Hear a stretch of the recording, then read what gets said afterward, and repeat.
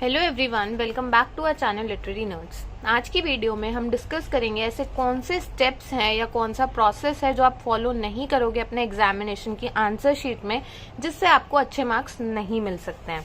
सो इस वीडियो में हम अच्छी आंसर शीट क्या कहलाती है एंड एक बुरी नहीं कह सकते बट एक क्या गलतियां होती हैं स्टूडेंट से जिसकी वजह से उनके मार्क्स कट जाते हैं, वो हम इस वीडियो में एक्सप्लेन करने वाले हैं। तो इस वीडियो को एंड तक जरूर देखें एंड ज्यादा से ज्यादा लोगों के साथ शेयर करें, स्पेशली उन लोगों के साथ जो पहली बार इग्नू में एग्जामिनेशन दे रहे हैं।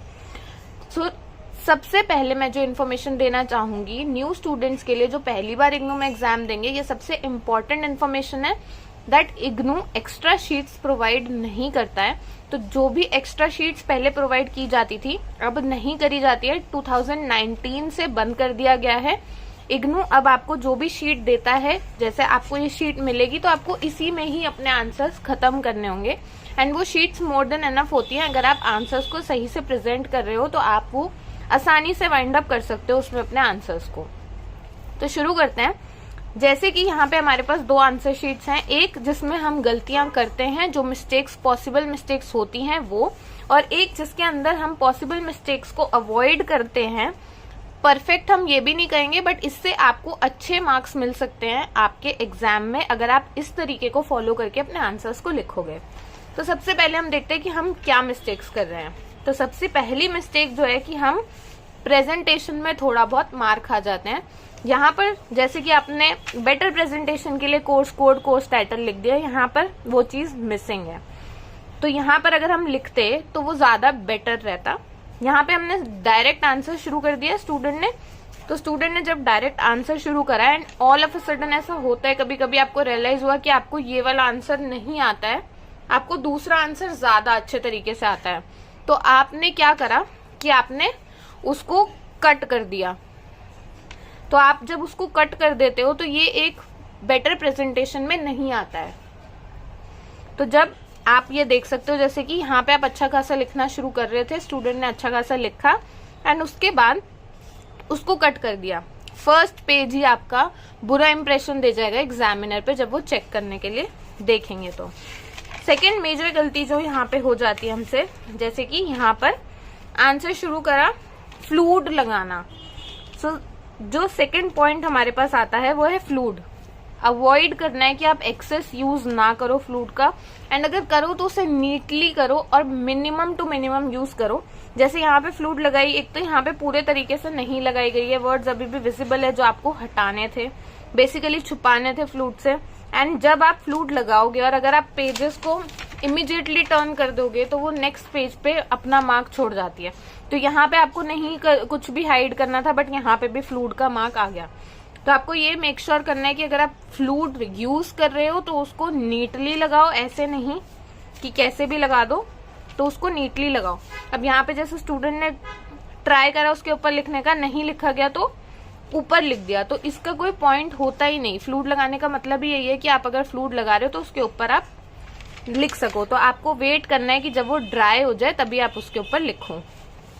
नेक्स्ट चीज देख सकते हो आप, कलर में चेंज। पेन चेंज करना एक सबसे गलत बात मानी जाती है जो कि एग्जामिनर पे प्रेजेंटेशन के तौर पे एक गलत इंप्रेशन देता है। यहाँ पर आप ब्लू पेन से लिख रहे थे स्टार्टिंग से, ऑल ऑफ अ सडन आपने इसी आंसर को ब्लैक पेन से लिखना शुरू कर दिया, तो दिस इज नॉट गुड। और यहाँ पर आपको अगर लाइंस बनानी है तो आपको नीटली बनानी है, ऐसे नहीं कि आप हाथ से बना रहे हो या स्केल से भी बना रहे हो तो भी आपको नीटली लाइन बनानी है अगर आप बनाना चाहते हो तो। तो यहाँ पर आप देख सकते हो यहाँ पे बहुत अनटाइडली बनाई गई है line. And next, cutting avoid करनी है आपको। यहाँ पे देखोगे आप कटिंग बहुत ज्यादा हुई हुई है, ऐसे कट करना ये बहुत अनटाइडी लुक दे रहा है, आप खुद ही देख सकते हो प्रेजेंटेशन के लिए ये एक अनटाइडी लुक में आता है। उसके बाद जो एक और मेजर गलती स्टूडेंट्स कर देते हैं कि हमने क्वेश्चन लिख दिया। पहली बात तो मैं अपना पर्सनल सजेशन दूंगी कि आपको क्वेश्चंस लिखने की नीड नहीं है, आप डायरेक्ट आंसर्स लिख सकते हो बट आंसर नंबर मेंशन होना चाहिए। तो यहाँ पर जैसे सिर्फ क्वेश्चन लिखा और जगह छोड़ दी तो ये भी एक नेगेटिव इंप्रेशन क्रिएट करेगा, शायद आपको नहीं आता। अगर नहीं आता तो उसे अटेम्प्ट मत करो, ऐसे खाली स्पेस छोड़ो मत, क्योंकि जैसे कि मैंने आपको पहले भी बताया आपको एक्स्ट्रा शीट्स नहीं मिलने वाली अगर आप ऐसी चीजें करके आंसर्स को कट करके कि कुछ और याद आ गया और खाली जगह छोड़कर अगर ये वेस्ट करोगे तो आपको दिक्कत आएगी बाद में। अब जैसे कि यहाँ पर आप देख सकते हो, आपको राइटिंग मेंटेन करके चलनी है, आपको अपना टाइम मैनेज करके चलना है फर्स्ट से एंड तक, कि आपको कैसे कितने क्वेश्चन को कितना देर देनी है, 15 मिनट्स, 20 मिनट्स, 30 मिनट्स किस क्वेश्चन को देने हैं, ताकि आप सारे क्वेश्चंस को इक्वल टाइम दे सको। यहाँ पर आपने स्टार्ट तो अच्छी राइटिंग से किया क्योंकि आपको लगा कि आपको अच्छे तरीके से सारी चीजें आती है। एंड में जाते जाते आपकी राइटिंग इतनी रफ हो गई कि एग्जामिनर से पढ़ ही नहीं पाएगा कि आपने एक्चुअल में लिखा क्या है। फिर आपको कटिंग्स, ये देखो कटिंग्स कितने गंदे तरीके से करते हैं स्टूडेंट्स। तो यही एक तरीका होता है जो कि एग्जामिनर को ऐसा नेगेटिव इम्प्रेशन दे देता है कि इस पे उनको मार्क्स देने का मन ही नहीं करता। डायग्राम्स बनाओ, फ्लो चार्ट्स बनाओ तो नीटली बनाओ, ऐसे पेन से अवॉइड करो बनाना। पेंसिल से बनाओ, पेन से तब बनाओ जब यू आर कॉन्फिडेंट कि आप जो बना रहे हो वो एकदम स्ट्रेट बनाओगे और उसका कोई इम्पैक्ट नहीं पड़ने वाला। अगर आपको अच्छे से बनाना आता है, you are good at drawing, तो पेन यूज कर लो, कोई प्रॉब्लम नहीं। ऐसे अनटाइडी तरीके से ग्राफ मत बनाओ या फिर कोई भी चीज होती है चार्ट, कुछ भी मत बनाओ। नेक्स्ट जो होता है, और आप यहाँ पे एक और चीज भी देख सकते हो, जैसे कि यहाँ पे हमने आंसर भी मेंशन नहीं करा है कि कौन सा आंसर है। तो यहाँ पे आंसर मेंशन करना जरूरी है क्योंकि मुझे, अगर मैं चेक कर रही हूँ एग्जामिनेशन, तो मुझे ये नहीं पता चलेगा इस आंसर शीट में कौन सा आंसर है, और मैं इसको क्वेश्चन पेपर को देख के नहीं चेक करूंगी कि कौन सा आंसर पॉसिबल, कौन सा आंसर हो सकता है। तो सिंपल है, मेरे लिए सबसे इजी रहेगा कि मैं इसे क्रॉस मार के इस पे 0 दे दूं। नेक्स्ट आता है आपने, जैसे आप हाइलाइटर का यूज अवॉइड करो क्योंकि हाइलाइटर जो यूज हम करते हैं वो नोट्स वगैरह में कर लेते हैं। अगर आपको अपने ईज के लिए नोटबुक में या आपके नोट्स में अच्छे से याद रखने के लिए करना है, बट यहाँ पे हाइलाइटर का यूज थोड़ा अनोइंग हो सकता है। और ओवर राइटिंग अवॉइड करो। आपको कोई चीज ब्लैक पेन से लिखनी है, ब्लू पेन से लिखनी है, अगर आपने लिख दिया तो उसको या तो फ्लूट से ठीक कर सकते हो या फिर मिनिमाइज करो। ऐसे ये एरर्स करना प्रेजेंटेशन को गलत बना देता है एंड इसी वजह से भी हमारे काफी मार्क्स डिडक्ट हो जाते हैं। अब ये आपने कटिंग्स अवॉइड करनी है जो भी है, एंड ये बहुत सारी आंसर शीट्स में देखा है, तो ये चीजें मत करना। जैसे कि कुछ लोग लिख कर आ जाते हैं, कुछ लोग पैसे अटैच करके भी आ जाते हैं कि dear sir ma'am please pass कर देना, give me good marks and all. इन चीजों से एग्जामिनेशन चेक करने वाले को कोई फर्क नहीं पड़ता। आपने जो लिखा होगा एट द एंड आपको उसी पे मार्क्स मिलेंगे, इन चीजों से कोई फर्क नहीं पड़ता। तो अब हम जल्दी से टाइम ना वेस्ट करते हुए एक ऐसी आंसर शीट देख लेते हैं जो एक एग्जामिनर आपसे एक्सपेक्ट करता है फॉर गुड मार्क्स।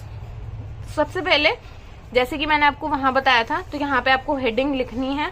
जो भी आपका एग्जाम है, कोर्स कोड लिख दो, कोर्स टाइटल लिख दो, एक बेटर अंडरस्टैंडिंग रहती है। वैसे तो आप फ्रंट पेज पे भी भरोगे बट यहाँ पे भी आप लिख दो। फिर आप मार्जिन्स ड्रॉ कर दो ताकि एक प्रेजेंटेशन वाइज अच्छा रहे। जो हमने यहाँ पे मिस आउट करा है, यहाँ पे हमने किसी भी पेज पे मार्जिन नहीं बनाए थे, यहाँ पे एक नीट प्रेजेंटेशन के लिए बोथ साइड मार्जिन बनाया। अगर लेफ्ट साइड पे दिया है तो वेल एंड गुड, नहीं दिया तो लेफ्ट एंड राइट दोनों पे मार्जिन बना सकते हो आप। आंसर्स को प्रेजेंट करने का तरीका है, क्वेश्चन नंबर लिखने की जरूरत, क्वेश्चंस लिखने की जरूरत नहीं है, आंसर नंबर लिख सकते हो डायरेक्टली आप। आंसर नंबर चाहे फर्स्ट लिखो, चाहे थर्ड लिखो, फिफ्थ लिखो, जो भी आपको पहले आता है वो आप लिख के कर सकते हो। तो यहाँ पे अपना आंसर शुरू करा। कोशिश करो अपने आंसर्स को ज्यादा से ज्यादा एग्जाम्पल्स, फ्लो चार्ट्स, डायग्राम से सपोर्ट करने की। पॉइंटर्स में लिखो, पैराग्राफ्स में मत लिखो, ताकि एग्जामिनर के लिए ईजी रहे चेक करना। तो यहाँ पे एग्जाम्पल भी गिवन है ताकि ये ईजी रहे उनके लिए चेक करना कि आपने क्या प्रेजेंट किया है। सेकेंडली पॉइंट वाइज लिखिए, हेडिंग जो है वो ब्लैक पेन से, आंसर जो है वो ब्लू पेन से। तो यहाँ पे आप देख सकते हो हेडिंग को मार्क करा गया है ताकि इजीली, अब मैं भी अगर इसको चेक करूंगी तो मेरे लिए बहुत आसान है इसको चेक करके इस पे मार्क्स देने के लिए, बिकॉज ये बहुत इजीली दिख रहा है कि मैंने कौन कौन से पॉइंट्स पे फोकस डाला है। आप डायग्राम्स, फ्लो चार्ट्स अपने अकॉर्डिंग यूज कर सकते हो छोटी छोटी चीजों के लिए। पॉइंटर्स यूज करो अपने आंसर्स को लिखने के लिए ताकि इजीली हो जाए।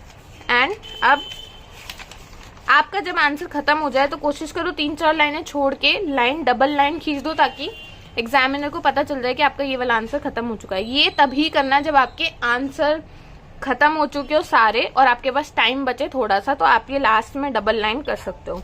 ग्राफ यहाँ पे आप देख सकते हो, जैसे हमने कितना नीट ग्राफ बनाया विथ पेंसिल, बट यहाँ पे क्या था, दूसरी आंसर शीट में जल्दबाजी के चक्कर में हमने इसे पेन से बनाया एंड ये नीट नहीं था। यहाँ पे आपको नीट बनाना है, डायग्राम को लेबल करा गया है प्रॉपरली, तो इससे एक अलग ही इंप्रेशन आ रहा है। ऑब्वियसली मुझे देखते ही अच्छा लग रहा है कि ये एक अच्छे स्टूडेंट की निशानी है कि उसने पढ़ाई करी है और उसको अच्छे से बनाया है। फॉर्मूलाज, डायग्राम से अपने आंसर्स को सपोर्ट करना, फ्लो चार्ट्स बनाना। यहाँ पे आंसर खत्म हो रहा है, डबल लाइन से हमने एंड कर दिया जस्ट फॉर बेटर प्रेजेंटेशन। अब यहाँ पे हमने पॉइंट्स में आंसर लिखा, तो मार्जिन हमने हर उसमें बनाए हैं। अगर क्वेश्चन एंड हो रहा है तो हमने डबल लाइन से एंड करा है। ग्राफ्स बनाए हैं, छोटे छोटे डायग्राम से सपोर्ट करें अपने आंसर को। तो ये कुछ मेजर पॉइंट्स हैं जो आप अपने आंसर शीट को अच्छा बनाने के लिए हेल्पफुल रहेंगे, एंड जो स्टूडेंट्स पहली बार एग्जाम दे रहे हैं उनके लिए काफी हेल्पफुल रहने वाले हैं। तो आज के लिए इतना ही, जल्दी मिलेंगे न्यू वीडियो में। एंड अगर आप हमें असाइनमेंट्स के लिए कांटेक्ट करना चाहते हैं या फिर गेस्ट पेपर्स के लिए कांटेक्ट करना चाहते हैं जिनके भी एग्जाम्स हैं और पढ़ने का टाइम नहीं मिला है, तो आप हमसे गेस्ट पेपर्स परचेज कर सकते हैं, सैम्पल पेपर्स परचेज कर सकते हैं। उसमें ऑलमोस्ट आपका सारा सिलेबस कवर हो जाएगा एंड आपके मैक्सिमम क्वेश्चन उसी में से कवर हो जाएंगे। तो दिए गए 2 नंबर्स पर व्हाट्सएप कर सकते हो आप, और व्हाट्सएप अपने कोड्स के साथ कर सकते हैं। आपको असाइनमेंट्स चाहिए तो वो भी मिल जाएंगे, सैम्पल पेपर्स चाहिए तो वो भी मिल जाएंगे। तो और कोई डाउट आता है तो आप हमें रीच आउट कर सकते हो। Thank you so much and all the very best.